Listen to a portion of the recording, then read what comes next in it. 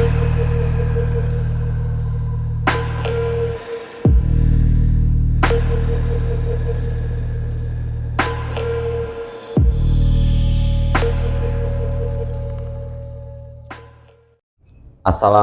warahmatullahi wabarakatuh. Rahayu, rahayu, rahayu sagung dumadi. Salam satu nafas. Penyanggian malih bertemu lagi dengan saya Mas Tri Herjuno dan beserta teman-teman kru Nafas Jawa. Ini saya di sini ditemani Mas Ki ya boleh. Ki Jolang Ngarso. Ki Jolang. Ya. Ini kita sore ini kita ngobrol santai-santai aja. Kebetulan waktunya ya santai gitu. Iya. Gini Ki, kemarin saya itu kan ketemu temen ya sharing-sharing itu, terus saya itu ora iso jawab. Makanya wah, ini babagan ini kan perlu jenengan sing perlu apa ya, sing so jawab gitu lagi tentang ketenangan jiwa. Kebetulan ketenangan jiwa dalam konteks leluhur Jawa itu jane kepiye gitulah pertanyaan itu yang ditujukan ke saya gitu. Nah, karena pertanyaannya gini, ketenangan jiwa seperti apakah bagi pelaku-pelaku Jawa? Maksudnya bagi para pelaku yang dilakukan oleh leluhur Jawa dulu. Sampai-sampai leluhur yang sudah semare saja kok isik didongake. Karena secara konteks fisik kan orang yang sudah sedo meninggal itulah ya sudah tentrem, sudah semare, kok isik dadak kudu didongake, dadak dikirim donga terus dengan agama dan keyakinan masing-masing. Mengingat budaya kita, budaya Jawa itu kan sangat apa ya, sangat istimewa lah. Maksudnya orang Jawa yang agamanya warni-warni, kita mengakui berbagai macam agama, neng tetep ketika bicara ketenangan jiwa, ketenangan sampai leluhur yang sudah semare mawon, semua agama hampir khususnya di Nusantara ini tetap berkirim doa dengan tata cara mereka masing-masing. Nah, ini konteksnya nek versi Jawanya itu sejatosipun kados pundi Ki Jolang? Kalau apa sepengetahuan saya masalah katakan si A meyarai si B itu terkait falsafah kehidupan di Jawa sendiri. Ada bahasa kuno yang mengatakan urip itu manruh trubus mantrubus semi manyemi. Di situ mengandung pesan moral bahwa hidup itu saling mengisi dan saling bergantian satu sama lain. Terkait kita mendoakan kepada yang semare atau ziarah kubur, di situ bermakna bahwa raga manusia itu terhubung satu dengan yang lain. Yang terhubung bukan raganya, tapi rasanya, hidupnya. Ya. Dikala kita mendoakan hidup yang sudah tidur, itu kan yang tidur raganya, tapi hidupnya masih hidup. Itu akan hidup yang sudah tidur itu sudah kembali kepada sang punya kehidupan yang lebih besar pastinya di sana. Itu hidup kita mendoakan, dia pun akan menyampaikan kepada sang hidup yang lebih besar apa yang diminta oleh yang masih jumeneng, dalam arti masih hidup di layak umum gitu. Itu saran gitu nggih. Berarti konsepnya biar nek cara mbah saya menleh berkah gitu ya. Ya, bisa dikatakan gitu, bisa dikatakan sopo bekti marang urip bakale duripurupi marang urip. Itu sopo napa? Sopo bekti marang urip, sopo bekti marang urip bakale diurip-uripi diurip-uripi marang urip. Ya, bahasa Indonesia siapa begitu hidup dengan hidupnya. Ya, hidup kita berbagai hidup dengan kehidupan, pastinya kehidupan itu akan menghidupi kita. Kita di sini rogo dan hidup yang yang jumeneng dalam rogo ini. Itu. Jadi bekti itu yang paling utama gitu. Siap, betul. Karena dulu dari mbah saya itu pernah berbicara bahwa dunia iki isine apa? Sak donya jagat raya iki isine mung urip anane. Dunia ini terhubung dari hidup dan kehidupan, saling menyambung dan berparalel, bahasanya gitu. Kopi ini kalian Bersinergi. tunjuk. Siap, siap. Ki. Ya.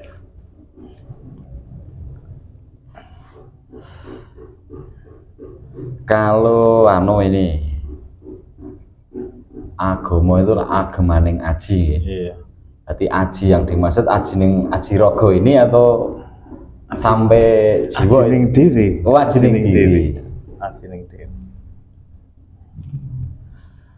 Agama itu kan sebuah jalan di mana manusia harus mempunyai sebuah jalan untuk mencapai ke yang punya kehidupan, yang punya kehendak dalam hal ini. Gitu, Mas. Jadi apapun bentuknya, manusia harus punya sebuah keyakinan. Entah apa yang diyakini. Tapi orang Jawa berbicara, ilmu sangkan paraning dumati asaling dadi. Kita pasti akan kembali dari mana asal, kita akan ke sana. Asal bali usul katanya. Iya, asal bali usul.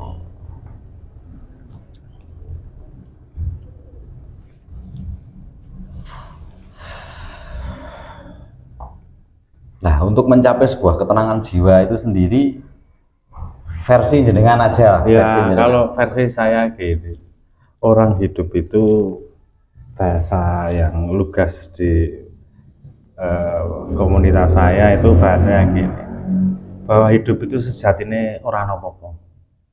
Ono apa-apa karena jenengan dan saya. Itu. Maksudnya pripun nih? Nah, itu bermaksud gini, Mas. Hidup ini kan cuma menjalankan. Jenengan dan saya itu cuma menjalankan dari yang punya kehendak. Yang punya kehendak di sini kan diartikan yang punya kehendak itu yang hidup, yang besar hidup. Itu. Iya. Sang Maha Hidup itu tadi. Sang Maha Hidup. Terserah bahasa mana, berpersepsi seperti apa, tapi kunci dari kehidupan ini akan bermuara kepada sang punya kehidupan itu tadi. Apapun bentuknya, apapun yang dijalankan, apapun bentuk keyakinannya. Berarti konteksnya ibarat kita wayang, Sang Maha Hidup itu dalange gitu. Bukan. Atau bukan? Oh, bukan. Bukan. Oh. Andai kata kita tuh wayang, hidup yang di dalam raga ini dalang, yang punya kehidupan atau sang hidup itu yang nanggap. Nonton. Oh, yang nanggap. Yang nanggap gitu, Mas. Jadi terserah dalang itu dia bisa bekerja karena ada yang nanggap. Yang nanggap itu sang punya kehidupan itu sendiri. Katakan jenengan sebagai wayang. Nah, dalang yang di dalam diri jenengan itu kan menunggu perintah dari sang punya kehidupan dan yang punya kehendak itu. Andai kata jenengan diperintah, Mas Herjuno, jenengan besok minta dilakonkan istilah berenang, ya pasti hari besok jenengan akan berenang. Karena konteks itu kan menjalankan, bukan boleh jenengan katakan istilah meminta, tapi kan tidak boleh jenengan istilah menentukan, berkehendak boleh, menentukan tidak boleh. Itu mindsetnya di situ. Jadi manungso itu hanya punya hak, iya, meminta, tapi tidak menentukan. Ya. Seperti halnya kita hari ini kita cangkruan ngobrol ngalor ngidul ini besar kemungkinan atas dasar permintaan kita yuk dikehendaki sama Gustine gitu ya, sama hidup gitu ya. Ini ada bahasa gini, Mas. Orang Jawa, kenapa orang Jawa khususnya Nusantara ini senang dalam hal tasawuf atau ilmu ketenangan? Karena di sini kita lahir di Jawa. Bapak, ini kan orang Jawa berpersepsi Jawa itu percikan dari surga. Watu, kayu itu bisa menjadi tumbuhan, dadi panganan. Orang itu begitu orang itu perutnya kenyang, dia berpikir bahwa hidup ini setelah kehidupan ini mau apa lah. Orang Jawa itu mencari, dalam sebuah pencarian banyak orang Jawa mendapat sebuah pencerahan. Kita itu sebuah ras Nusantara, ras yang berbeda karena di sini ada bahasa Gemah Ripah, Loh Jinawi, Toto Tonton, Kertora Arso. Sangat dimungkinkan orang Jawa pasti yang mengenal Gusti secara baik dan benar gitu, Mas. Kita beda dengan Eropa. Eropa ada 4 musim, di sana harus bertahan. Dia di sana bertahan untuk mencari makan. Di sini makanan sudah tersedia, pasti orang berpikir semangan warek arek opo, baru urip iki arek opo. Lah disitulah masalah mencari dan mencari. Setelah itu ketemulah dengan yang punya kehendak. Nah, bahasa orang sekarang, orang Jawa dulu berbahasa itu ilmu manunggal. Ilmu manunggal. Ilmu manunggal itu katakan, nek manunggal kan berarti dua jadi satu. Ya. Itu berarti yang manunggal bukan raganya, tapi hati kita. Hidup yang di dalam raga ini manunggal, dan kehidupan yang lebih, yang punya yang kehidupan yang besar itu kan yang sang punya kehidupan itu. Kita melebur menjadi satu. Nggih. Wah, ini sangat menarik ini saya malah. Itu laku manunggal kados pundi? Ya, nek laku manunggal itu orang Jawa kan banyak kata pandangan dan banyak katakan istilahnya temuan-temuan yang beda, tapi pada prinsipnya itu sama. Dasar bahasa manunggal yang tadi saya bicarakan di depan, bahwa manunggal itu berarti dua jadi satu. Ya. Di sana pasti ada cara yang semedi, meditasi atau berbagai macam sebutan. Yoga dan sebagainya itu enggak masalah. Yang bagus menyelaraskan jiwa kepada jiwa yang lebih besar yang punya kehidupan itu sendiri. Dimana setelah terjadi katakan istilah sinkron di situ, itulah orang Jawa menepi rasa. Tujuan konsep orang Jawa itu hidup itu mencari sebuah ketenangan jiwa. Basa Jawa ini tentrem. Kata-kata tentrem di sini bisa diartikan sejatine ra ana apa-apa mergo panjenengan kula. Berarti dia sudah menuju tentram. Tentrem kuwi kaya wong turu ming durung tentram. Mergo turu kuwi iso ngimpi iso tindihan, Mas. Itu konsepnya. Tentrem kuwi kaya wong turu ning dudu turu. Karena berarti tentrem niku ora bakal ngimpi nggih. Iya, enggak pernah. Karena tentrem kuwi ra ana apa-apa, Mas. Konsep hidup ini menurut keyakinan orang Jawa, kehidupan ini semu, enggak ada apa-apa. Nah, mungkin nanti setelah kehidupan ini barulah itu yang ada apa-apa. Sesuai dengan amal perbuatan kalau orang Jawa bicara. Nggih. Itu laku manunggal dengan ngenul itu sama betul? Ya sama. Ya. Karena di situ bahasa ngenul itu kan kita bisa berasumsi bahwa nul itu kosong. Berarti di orang Jawa itu harus bisa di sini ngenul dalam arti luas. Satu, secara pemikiran jangan berlebihan. Budi pakarti itu hasil pengetahuan jenengan, jangan menjadi sebuah tolok ukur perjalanan kehidupan itu murni itu dari hati kita. Karena hati ini akan menyinari kehidupan jenengan. Dikala pemikiran berpengaruh pada hati, itu namanya nanti bisa congkak. Itu kalau orang Jawa berbisa itu angan-angan, Mas, mumbul, terlalu besar. Nah, disitulah terjadinya hiruk pikuk. Hiruk pikuk apa? Angan-angan. Itulah terjadinya emosi, terjadinya pertengkaran, tidak nyaman, tidur tidak tenang, usaha tidak lancar. Karena apa? Mumbul angan-angan. Iya, itu. Kalau angan-angan dengan cita-cita sami mboten? Ya 11-12 ya, Bro. Dalam arti angan-angan dan cita. Angan-angan itu dorongan nafsu. Memang manusia itu membutuhkan sebuah nafsu. Ya. Karena dengan adanya nafsu, hidup ini menjadi bergerak. Sinergi. Karena kalau orang tidak punya nafsu, saya yakin hidup ini sudah mati. Nah, nafsu di sini harusnya nafsu yang tidak tercampur dengan emosi. Walaupun nafsu itu bagian juga dari emosi, bisa dikatakan begitu. Harus selaras dengan hati. Ya. Itu bahasa kita yang akan kita bahas dalam arti setelah pemikiran itu sinkron dengan hati, itu bisa dikatakan juga manunggal, Mas. Pastinya manunggal itu berarti katanya kata fokusnya berarti apa?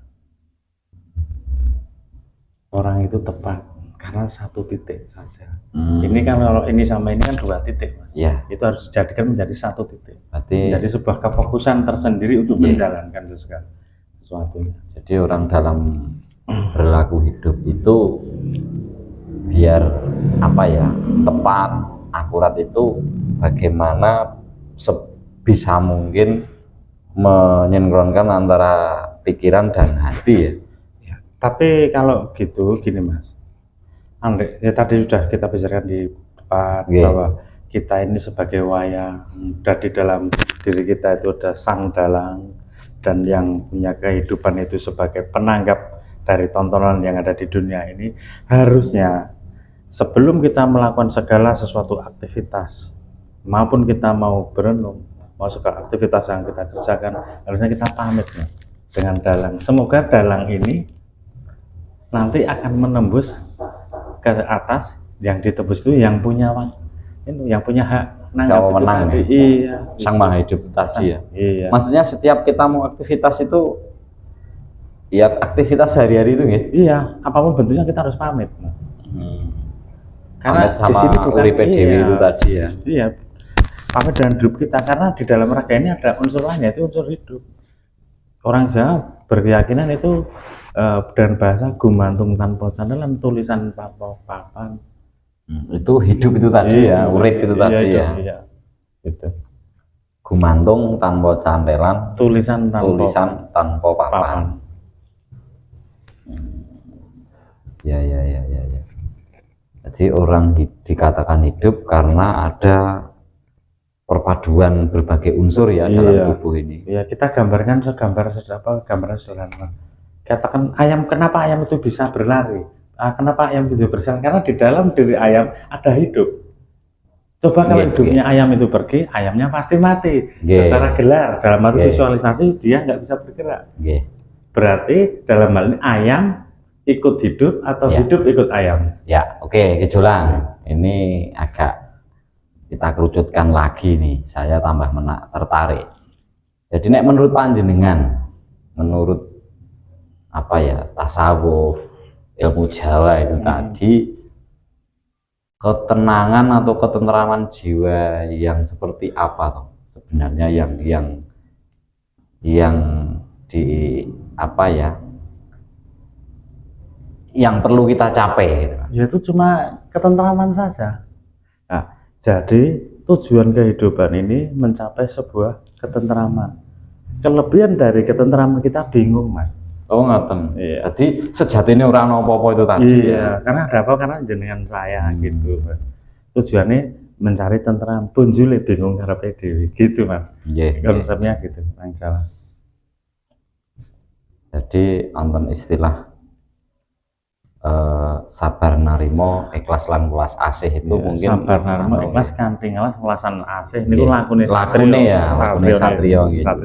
Ketika kita bisa melakukan laku seperti itu, tentrem mulai niku wau, tenang mulai niku wau ya. Kalau versi Jawa gitu. Versi Jawa begitu. Kalau dibahasakan kita mendapat pusaka yang namanya Godo Rujak Inten. Itu pusakanya satrio Mas. Tapi Godo Rujak Polo itu pusakanya buta dipendung ke orang, dipukulkan orang. Sekarang itu Godo Rujak Polo orangnya ngelir Mas, mumet Mas. Tapi ini Godo Rujak Inten jangan saya pukul satu kali, minta lagi. Karena di situ ada intan yang sangat luar biasa, bisa menjadi sebuah kocok begolen, jadi kan melangkah ke depan pastinya jalan lebih nyaman. Gitu. Terus kita sebagai generasi penerus Jawa dalam arti ini, Jawa dalam arti jero ya, hidup bukan konteksnya bukan suku Jawa bukan, karena saya meyakini Jawa di sini adalah Nusantara, tidak hanya sebatas Pulau Jawa saja gitu. Bisa dibilang Nusantara ya seluruh Indonesia gini ya. Itu sebenarnya kita sebagai generasi penerus itu apa sih yang perlu kita lakukan atau kita jalankan? Ya kalau saya pedomannya sederhana saja. Kita nggak usah malu sebagai orang Jawa dan menceritakan tentang sejarah-sejarah Jawa, sejarah khususnya Nusantara. Kita nggak usah malu menjadi sebuah bangsa yang sebetulnya bangsa yang luar biasa hebat Mas. Orang Eropa masih bingung mencari di mana Tuhan itu berada. Orang Jawa sudah ketemu Mas.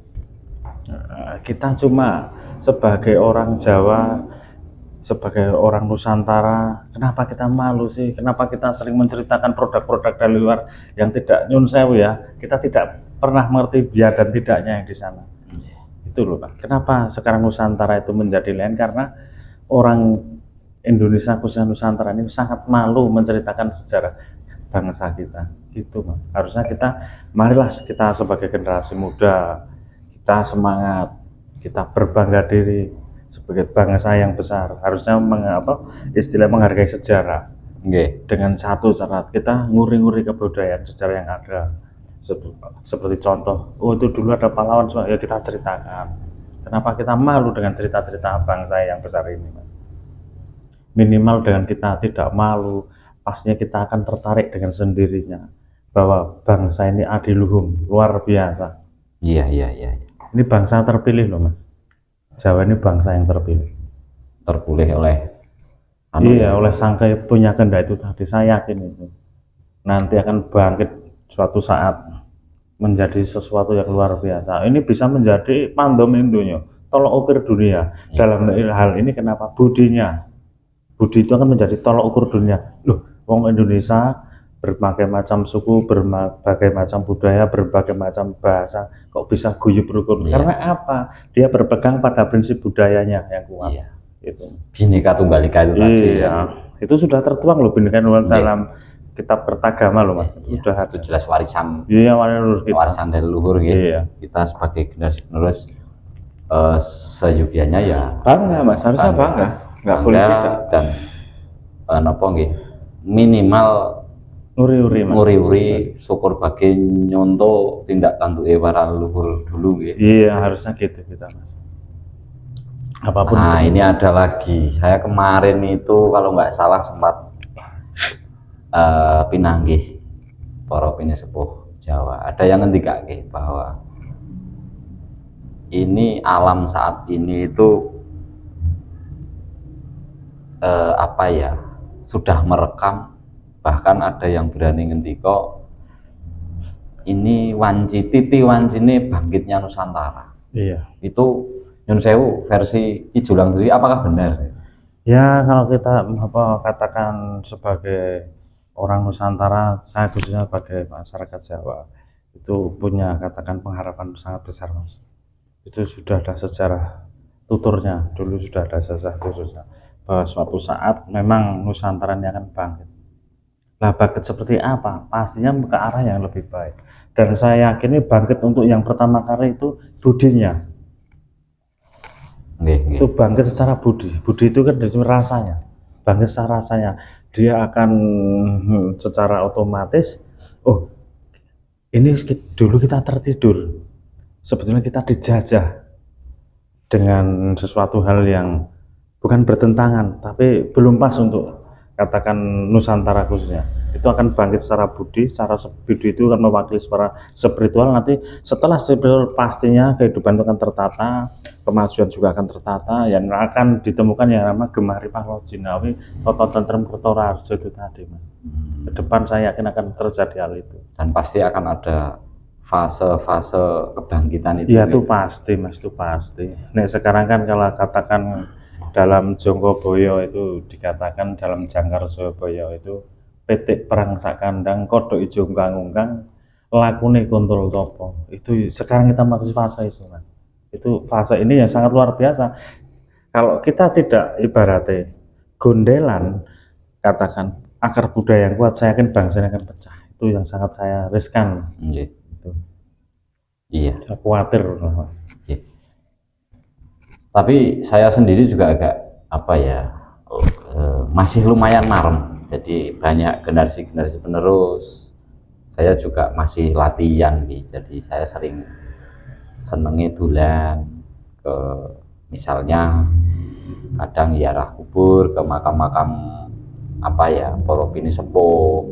Nah, kalau wong Jawa ini ya punden-punden kayak gitu. Itu ternyata sekarang banyak generasi milenial malah. Iya, memang jadi banyak yang tertarik. Apa saya mikirnya saya apa ya, sinkronkan dengan masukan dari tokoh-tokoh apa ya salah satu bentuk atau fase wujud sebuah kebangkitan Nusantara. Minimal kita mau terus adik-adik kita yang saya kemarin sempat ya lihat di beberapa wilayah itu kan banyak itu yang peziarah itu malah generasi milenial. Apa itu dia kan tergugah sendiri gitu loh. Saya mikirnya itu apa bagian dari bentuk fase munculnya kembali lagi apa namanya konsep jati diri Nusantara itu atau bagaimana? Itu salah satunya kan gitu Mas. Kehidupan saat ini kan berbagai perlik dengan sebuah dilema yang sangat luar biasa, entah itu bidang ekonomi, entah itu sosial politik. Itu kan masalah menjadi jenuh. Dalam sebuah kejenuhan, masyarakat itu akan mencari sebuah pencerahan. Nah, laku-laku generasi milenial yang sudah jenengan katakan, lihat itu salah satu bahasa orang Jawa itu berbicara bibit sakawit. Bibit sakawit cikal bakal, bisa dilihat cikal bakal sebagai katakan kebangkitan Nusantara itu sendiri. Nah, karena titik kejenuhan yang sudah memuncak pada manusia itu pasti akan mencari di mana toh yang sebetulnya, yang seaslinya jati dirinya itu seperti apa. Itu yang dinamakan bibit sakawit itu. Nah, inilah yang akan menjadi sebuah bibit sakawit atau cikal bakal Nusantara itu bangkit.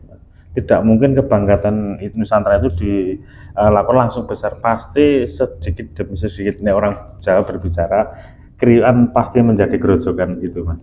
Oh, berawal dari kriwian dulu ya. Iya. Tapi ya masuk akal juga, karena budget apa ya, Keranda Satrio itu tadi toh. Iya. Oh, ini orang Jawa itu kalau kita ceritakan sampai ujungnya itu dari ras Arya, Mas. Ras Arya. Ras Arya. Orang Jawa. Karena dari katakan Pendowo sampai Parikesit, Paris menurunkan raja-raja di Jawa itu kan ras Arya. Oh, gitu. Harusnya itu ras Arya itu ras Satria. Kita harusnya bangga. Bangga ya. Bangga.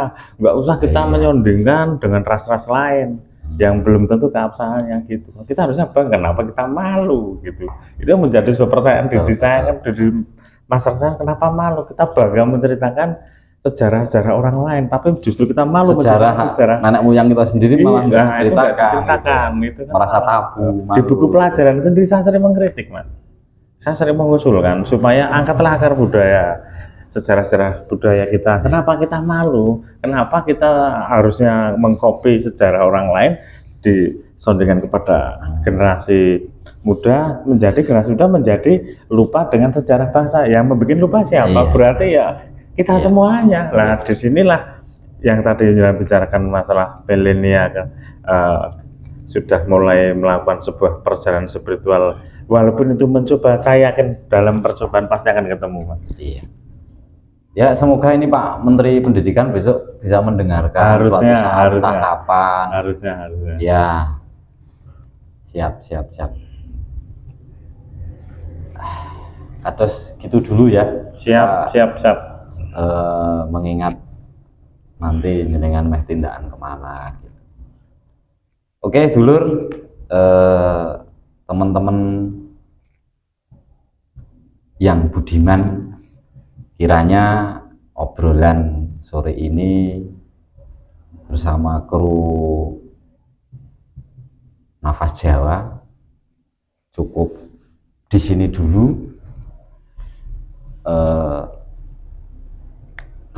Tentunya banyak salah khilaf kami dalam tutur kata, saya dan Ki Jolang Ngarso minta beribu-ribu maaf. Tak lupa sangat kami tunggu saran dan kritiknya, like, subscribe-nya, doa dan dukungannya. Semoga channel Nafas Jawa ini bisa lebih eksis, lebih ngeremboko dalam mengangkat sejarah, penelusuran, dalam hal ini konteksnya tentang Jawa. Itu, terima kasih. Billahi taufik walhidayah. Wassalamualaikum warahmatullahi wabarakatuh. Salam satu nafas. Rahayu.